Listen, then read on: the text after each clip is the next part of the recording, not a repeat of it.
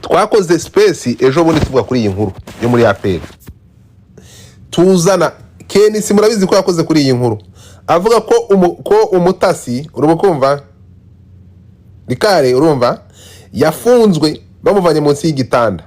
Iyi nkundura n'iri perereza ntabwo riza gusiga Samu Karenzi. Ubundi Samu Karenzi nibaza kuburana mu mizi muraza gusanga kuko Samu Karenzi ubundi hari abantu twita abamotsi. Ubundi uyu nani Rikare ni umumotsi, yari umumotsi wa Karenzi. Karenzi ni ikirumira habiri. Karenzi nuvuga ngo ameze nk'indaya ya Matimba, ntabwo yigeze afata uruhande. Karenzi niwe wasanga muri APR arimo, muri Rayon Sport arimo. Ariko noneho yaje kuvuga yari yarafashe uyu nani uyu mutipe aho yavire kuri radio ya Kensi, yari yaramugize nk'indeberye, yaramugize nk'ijwi rye. Yamuzanye hariya indura ashaka kuvuga akayihereza umutasi akaba ari ubivuga. So ariko none bya bindi twavuze byo kuvuza induru no kujya ukabwanuka. Uyu nguyu aziza umudomo muri ambere yo kuzira ibi biboro kuzangaha. Ariko mwibuke ko uyu mujene ntabwo ari umuntu wo kwa ngofero, se n'umusoda,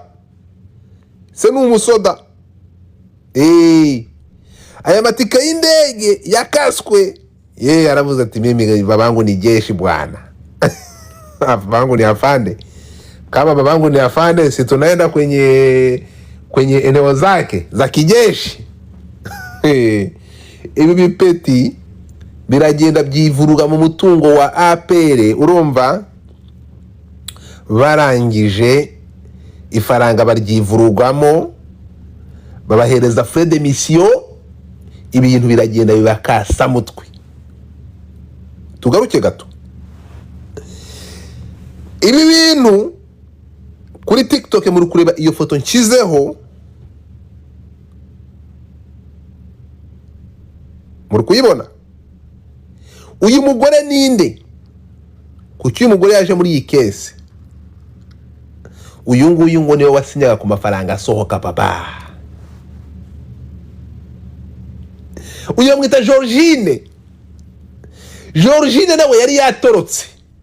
But my question is, muri abantu 20 kuko ntabwo RDF yigeze dushyiraho urutonde rw'abantu 20 n'amazina yabo, ariko tuzamenya mu mizi, tuzabamenya uko. Njyewe ndibaza kuko makuru nari mfite ya mbere nuko Georgine nawe yari yamaze gutoroka kare. Georgine yaratorotse kuko aba bantu nimuza kureba iyi case muri AP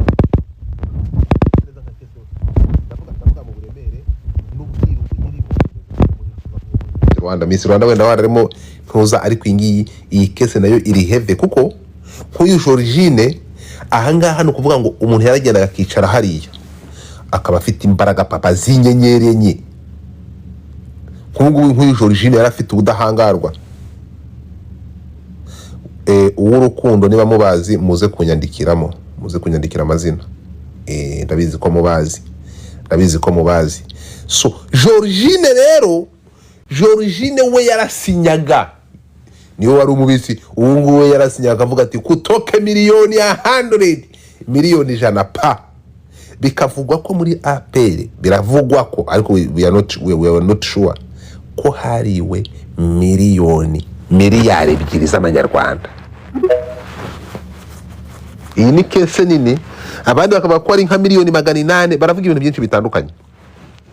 Iyi case rero, iyi case yo ntekereza ko kurenga ahangaha nabangiye mu byo ntazasobanura, ngiye kwakira abantu. Mwabonye ku bantu musoma body language sebuja w'uyu musore, mwabonye ubwoba yari afite. Ku bantu muzi Samu Karenzi, mwumvisha ubwoba yari afite avuga. Samu Karenzi azi ukuri. Samu Karenzi azi ko gutwara uriya mujene ibingibi bitazamusiga amahoro, ko nawe iyi case ntabwo yayiburamo.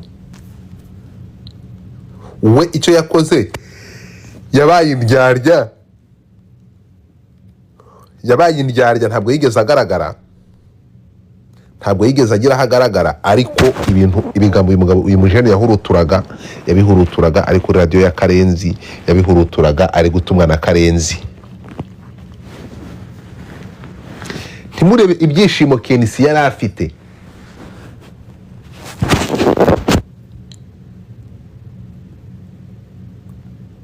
yacaga hejuru, nibyo wowe kubivugura bizi cyane. Ibi bintu Karenzi mwumva nk'abantu musoma body language, murabona ko Karenzi yabaye nk'umuntu uri gutabaza, agaragara nk'aho ari victime. Ibi ngibi bikora umuntu wese uzi ko ari ikintu yikeka. Sam Karenzi ibintu bishobora kutazamusiga amahoro. Bishobora kutazamusiga amahoro kuko nuza gukurikira amakuru, Sam Karenzi ari mu bantu bicaga bagakiza. Aba ni abantu bigize abanyamakuru, baragenda bivanga mu bintu by'amakipe ku buryo nta mukinnyi wagurogaga abangaba batabishaka. Bajyaga ishyamba, birukanisha uwo bashaka, bakagambanira uwo bashaka mu ma ekipe bitewe n'umudomo. Ariko noneho bageraho basunika, baragenda bisanga mu bintu by'iki by'amafaranga. Amazi y'abasoda urashaka kuyanywa utayakoreye, aha niho byavuye. Yo wowe wazamutse bite byawe? Niyo gushimwa, uranyumva? Nkawe wazamutse uza muri imbariga zawe, manuka manina. Muri iyi kese rero, aba banyamakuru muri kureba, ariko rero Etienne nawe ushobora kubushanuka. Ibintu byose ubu bifiteho amakuru, ahantu hose urazamuka, guma iyo hasi. Nk'abantu bamwashyize muri request, rega ngiye ushobora gushyira muri request nkagucekinga, nkakureba, nkabona ko ndi bukuzamure cyangwa uri ikiwero udashobora kugira ikintu uvuga kuri live ndiho. Ntabwo uri ahantu hose, ntabwo umuntu avuga. Sometimes ngenda kwitegereza buri iyo nkurebye, nkareba profile yawe, nkareba ibintu twitinga, mpita menya ko watangiye igitekerezo ku bintu ndi kuvugaho cyangwa nkakureka. So iyi story rero ahantu ibereye akasamutwe cyangwa ahantu yatumye dukora space ni iyihe? Ni ukubwira ko iri tangazo ryakozwe na RDF. Mwaribonye? Reka ndibashirireho.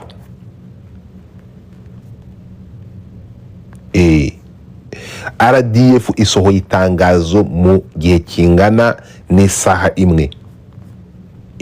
Muriwe kuri Twitter ya RDF basohoye itangazo ngiryo ndishizaho hejuru. Mu magambo yabo bagize ngo itangazo rigenewe abanyamakuru.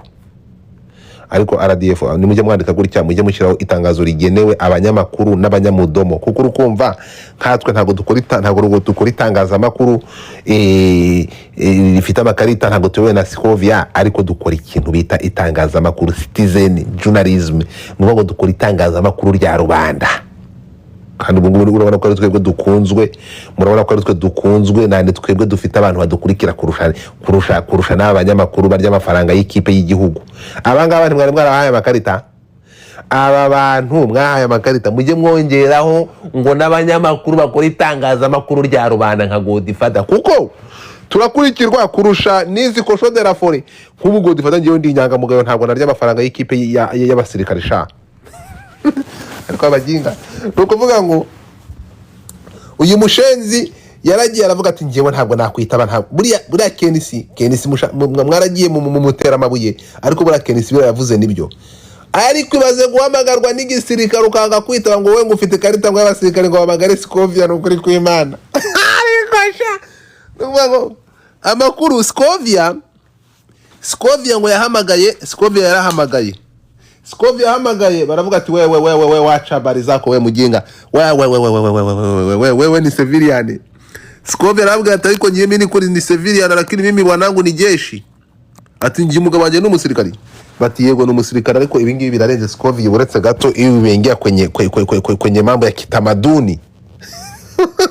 Ati ibi bengia kwenye mambo ya kitamaduni au wajinga wamefungwa. Scovia nukuvuga ngo umuntu wamwitabye ngo avuga igiswahili nk'icyafande Makenga. Wewe ukuntu Makenga avuga igiswahili, wewe unanisikia vizuri? Babwiye Scovia ngo yarahamagaye, ahamagara ku Murindi ahantu bari bafunze abasirikare. None se bayobozi ba gisirikari, abo banyamakuru bacu, abanyamakuru kwitegeko ry'abanyamakuru, wewe Scovia acha ujinga wakwako, wewe bakoresheje igiswahili bro. Baramubwira ati wewe wacha habari zako, au wamekunya maji ya jeshi, wewe unaleta ujinga ya unyamakuru. Amakuru avuga ko Scovia yahise ahamagara, yahamagaye Afande Haji Mubaraka Muganga, chief of staff bro. Aramuhamagara aramubwira ati wewe wacha habari zako, mimi niko kwenye meeting ya kazi kujenga nchi. Amubwira muhereza message ko ari mu kazi. Aramubwira dafande birakomeye ati mimi niko kwenye mambo ambayo ya kujenga nchi. Urumva Scovia ko nta atageze yarakomanzagira no kwa chief of staff. Bajya bamwita CDC. Urumva inkuru ntimuseke ntabwo ndi kwishyiramo comedy ndi kwabwira ukuntu byagenze. Scovia ahitamagara Karenzi aramubwira ati Karenzi uretse no gufunga uwo musenzi wawe uretse no kumufunga ngo nawe baragufunga ntihongere kumbaza ibintu birimo igisirikari ibingibi ni mambo ya security ya inchi.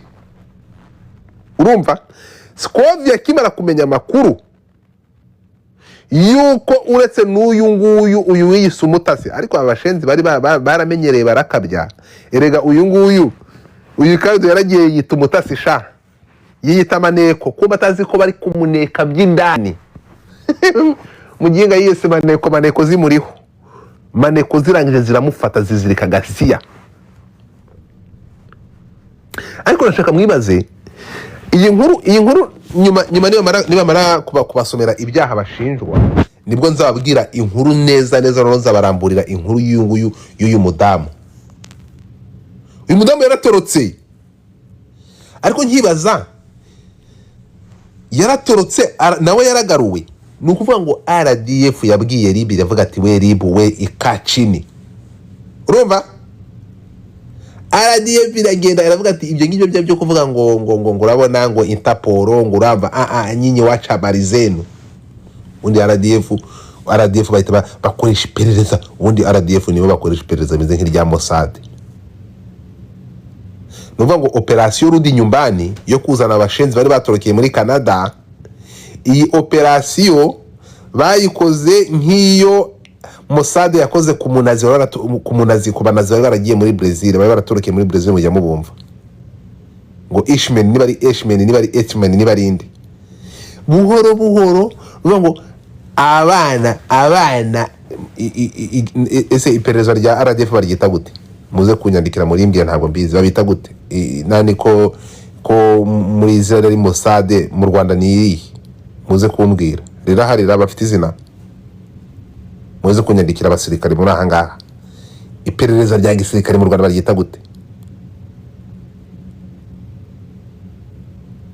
NSS. Abangaba ngo baragiye nyine. Urumva hanga bafite ama departement ngo akantu kari ngo nkavuga ubundi mu Rwanda. Urumva ndashaka kugira ngo mbabwire umuntu ibi ngiye turi kubivuga nyine turi nk'abasesenguzi. Ubundi bavuga ko mu Rwanda intelligence ya gisirikare yo mu Rwanda ifite departement 30. Ibi ngibi nabibwiwe na Maneko wo muri Leta Zunze Ubumwe za Zamburi.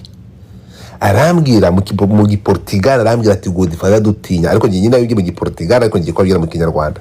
Arambwira ati impamvu ubona igisirikare cy'u Rwanda abantu bagihaba nuko ngo NSS ifite departement 30. Nawe mwibaze department 30.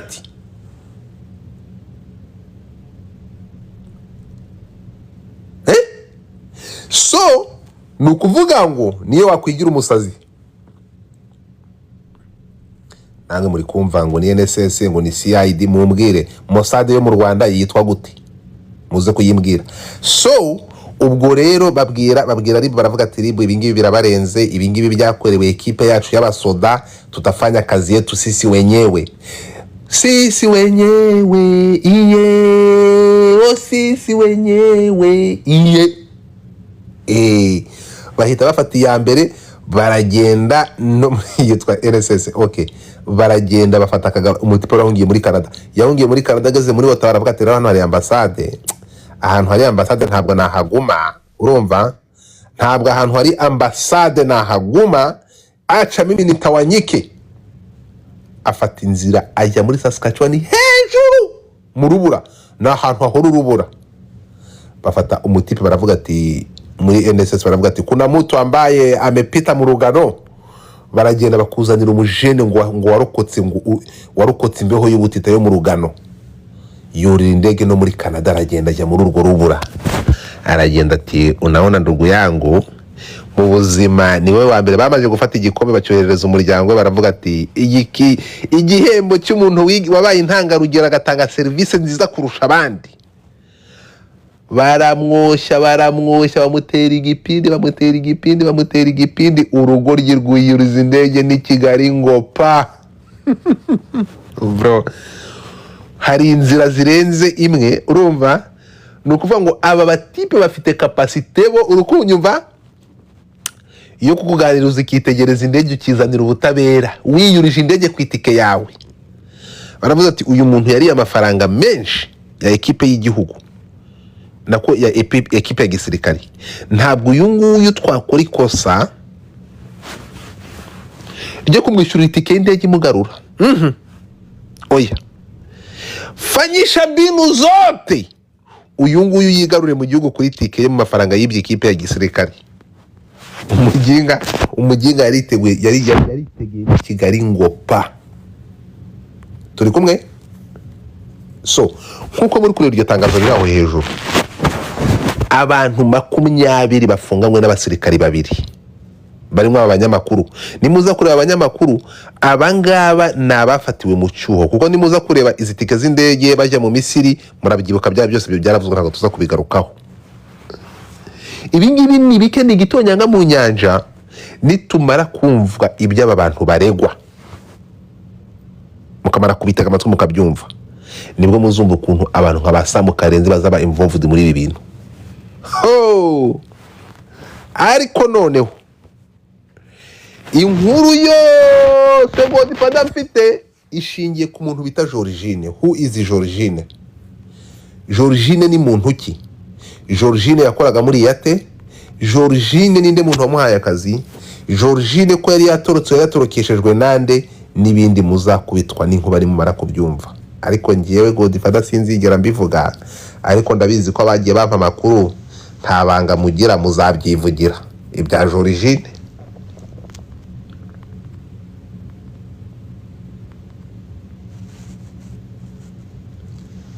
Aba banyamakuru barashinjwa iki?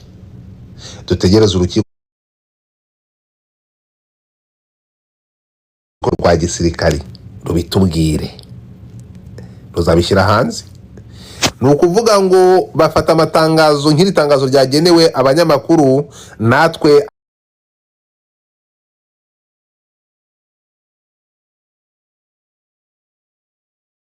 abanyamudomo tukarifatiraho ibi bintu. Ikibazo rero nange mujye mutugendera amatangazo tubimenye, kuko tuba dufite amakuru menshi kurusha abanyamakuru. Twebwe dukora iri tangazamakuru dukora ry'abaturage ridafite certificate, tuba dufite amakuru menshi cyane kurusha n'abanyamakuru, kuko abanyamakuru bahugiye iyo mubahaye amakarita y'akazi bahita bahagira mu kuyakoresha mu nyungu zabo bwite, bakajya kurya amafaranga. Ariko abantu baratinyuka, mukajya naho muri amafaranga y'abasoda.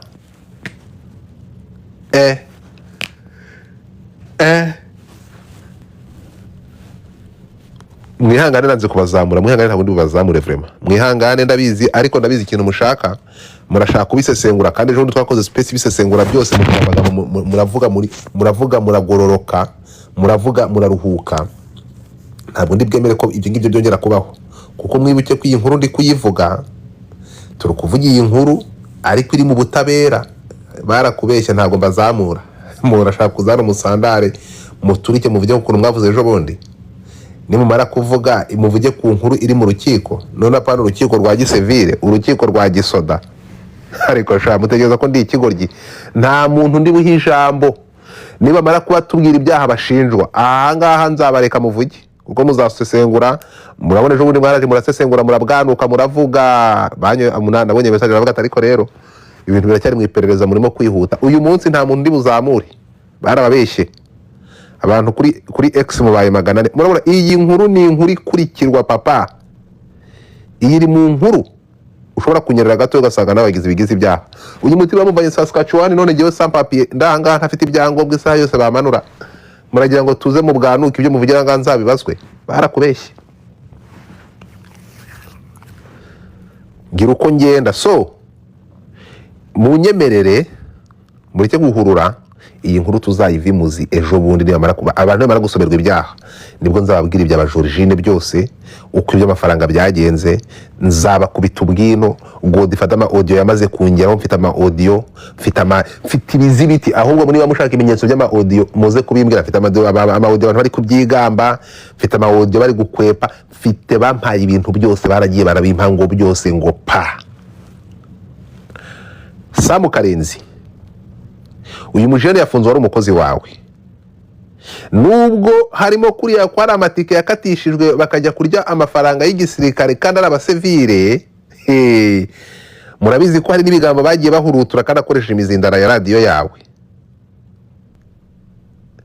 Karenzi ntabwo uyu mwana yigeze akina kope yo kugura abakinnyi kukurusha mwaragiye igisirikare kirabareka muragenda ibintu byivurugamo mugera ku mafaranga abatoza bakagurwa amafaranga yagahembwe imyaka 3 mukayakoresha umunsi umwe mwarangiza mukamuhereza 1/10 cyayo yandi mukayashyira ku mifuka Karenzi nta sambu wagurishije wanyu kugira ngo ukore iyo radio na amafaranga yavuye mu mikino ibi bintu byose bigiye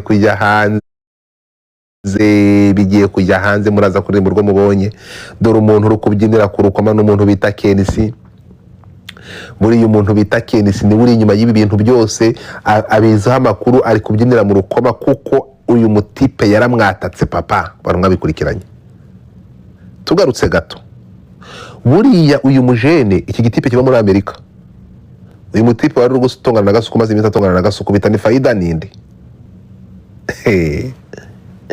uyu nguyu buriya ni uzi sebuja ibintu bya APR n'ibintu harimo abantu bro harimo abantu bikazamuka bikagera muri profile ndende akazamo abantu bafite inyenyeri Godfather ndekera rukunyumva iba abantu bafite inyenyeri papa muri kibingibi muri kureba gutya ni kese ndende kugeza aho muzagera mukamenya ibintu birenze ariko ngiye batari ngiye bivuze